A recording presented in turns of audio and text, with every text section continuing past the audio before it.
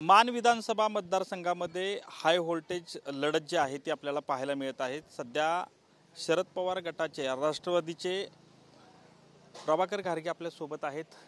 ते उमेदवारी सध्या लढवत आहेत। यामध्ये आपल्या सोबत बोलण्यासाठी ते आहेत। काय सांगाल, आता गाव भेटी दौरा आहे, कशा पद्धतीने तुम्हाला प्रतिसाद लोकांचा भेटतो? मागच्या 10 दिवसामध्ये आम्ही मान खटाव तालुक्यामध्ये दोन्हीकडे गावभेट दौरा केला आणि आत्तापर्यंतचा माझ्या राजकीय अनुभव जो आहे की बऱ्याच निवडणुका झालेल्या आहेत, त्यामध्ये लोकांचा अतिशय प्रतिसाद या निवडणुकीमध्ये आपल्याला बघायला मिळतोय। त्याच्यामध्ये काही या विभागामध्ये आपल्या शरद पवार गट असेल किंवा आपला मित्रपक्ष असतील, याच्यामध्ये थोडी नाराजीचा काही विषय झाला होता मधल्या काळात, पण काही सर्व एकत्र आलेले पाहायला मिळतात। नेमका कशा पद्धतीने? नाही, सर्व मित्रपक्ष आहेत, म्हणजे काँग्रेस, त्यानंतर शिवसेना आणि आम्ही राष्ट्रवादीची हा मतदारसंघामध्ये पूर्वीपासून ताकद आहे। पवार साहेबांनी सुद्धा माढा मतदारसंघात लोकसभा लढवलेली आहे, त्याच्यामध्ये ते खासदार झालेले आहेत। त्यामुळे असे नाराजी इच्छा असणं काय कोणाची गैर नाही। एकदा निर्णय झाल्यानंतर त्यामध्ये नाराजीला आज तुम्ही बघितलं सभेला सर्व अर्ज भरलेले त्यावेळी आम्ही सर्वजण एका व्यासपीठावर होतो।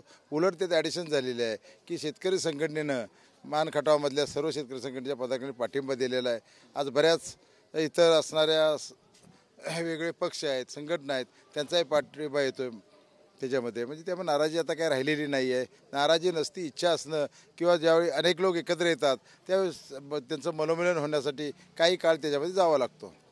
प्रामुख्यानं या ठिकाणी निवडणूक लढवली जाते ती मानमध्ये प्रामुख्यानं पाण्यावर हा विषय जास्त करून चालतो, सिंचनाचा विषय चालतो। विद्यमान आमदारांचा दावा आहे की मोठ्या प्रमाणात या ठिकाणी सिंचनाचा प्रश्न मिटलेला आहे, अशा पद्धतीचं सांगितलं जातं। तुम्ही कसं बघताय? नाही, सिंचनाचा प्रश्न मुळात हा फार महत्त्वाचा आणि अनेक दिवसाचा प्रश्न होता।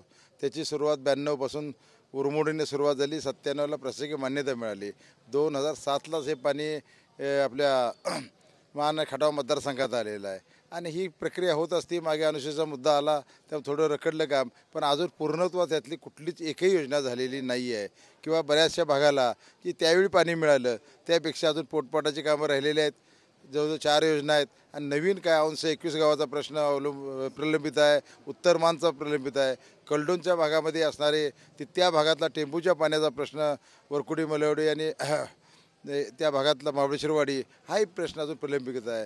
नवीन काय 15 वर्षात झालं असं मला वाटत नाही। शेवटी बरेच आमदार यामध्ये होऊन गेलेले, सर्व लोकप्रतिनिधी त्यामध्ये आमदार असतील, खासदार असतील, त्यांचा सहभाग आहे, त्यातून सामूहिकरित्या काम झालेलं आहे। पण लोकप्रतिनिधी असल्यानंतर श्रेय घेण्याचा त्यामध्ये प्रयत्न चालू आहे। त्याच्यामध्ये मला एक सांगा, पण काय होतंय की वैयक्तिक लेवलवर टीका केली जाते तुमच्याबाबत, पण वैयक्तिक लेवलवर जे आत्ताचे आमदार आहेत ते टीका करतायत, याला काय उत्तर? त्याचं कारण असं आहे, त्यांनी दुसरं काय केलंच नाही, माझ्यावर बोलण्यासारखा दुसरा कधी मुद्दाच नाही आहे।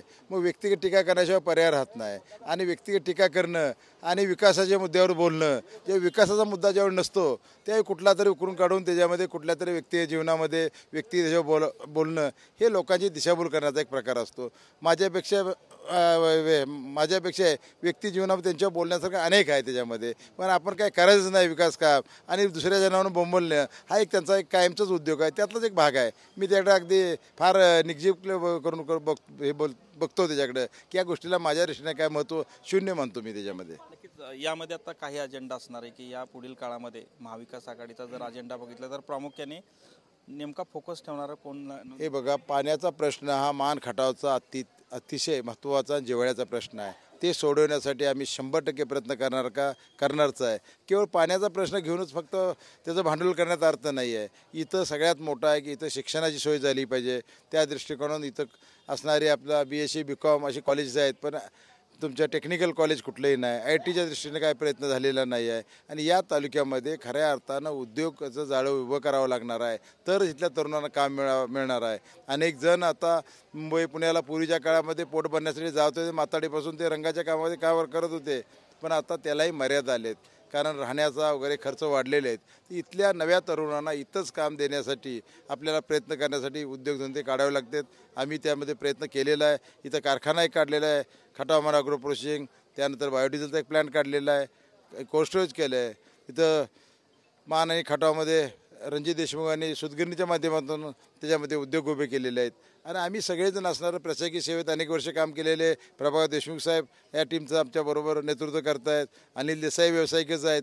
सर्व हे आमचे सुरेंद्र गुदगे तेही शिक्षण क्षेत्रामध्ये त्यांची इथं बरीचशी कॉलेज आहेत, एका बँकेमधनं काम करतायत. अभय जगताप हे एक उद्योजक आहेत. आमचे दुसरे इथलेच युवा नेते संदीप मांडवे या क्रशर वगैरे वेगवेगळ्या क्षेत्रामध्ये व्यवसाय करणार आहेत. व्यावसायिक, शेती आणि समाजकारण, राजकारण करणारी मंडळी एकत्र आलेली आहे. आणि आमच्या सगळ्याचा अजेंडा हा या तालुक्याचा प्रश्न सोडवणं आणि तालुक्यामध्ये एक शांतता आणि वैचारिक राजकारण घेऊन सगळ्यांना बरोबर घेऊन सहकार असेल, शिक्षण असेल, औद्योगिक, शेती आणि समाजकारण, राजकारण आणि विकास करणं हे आमचं ध्येय सगळ्यांचं एकच आहे. मला एक शेवटचा प्रश्न आहे माझा. मागील वेळी तिहेरी लढत पाहायला मिळाली. शेखर गोरे असतील, जयकुमार गोरे आणि प्रभाकर देशमुखांच्यात.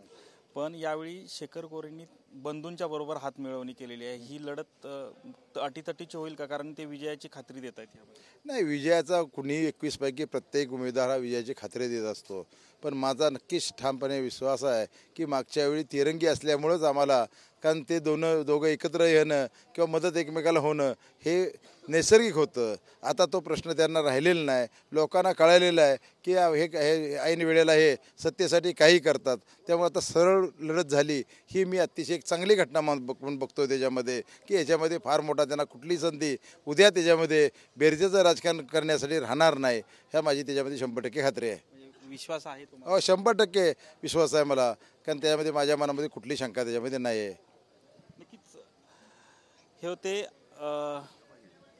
यामध्ये एकूणच सांगायचं झालं तर नक्कीच विजयाची खात्री जी आहे ती त्यांनी व्यक्त केलेली आहे. प्रभाकर घारगेंनी यावेळी विश्वास जो आहे तो यावेळी व्यक्त केला आहे. कॅमेरामन गणेश मोरेसह संतोष नालोडे, TV9 मराठी, वडूज, सातारा.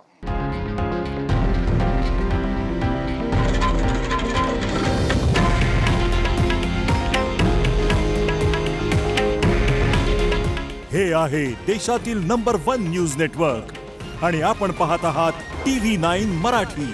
काळजी तुमची, हित महाराष्ट्राचं.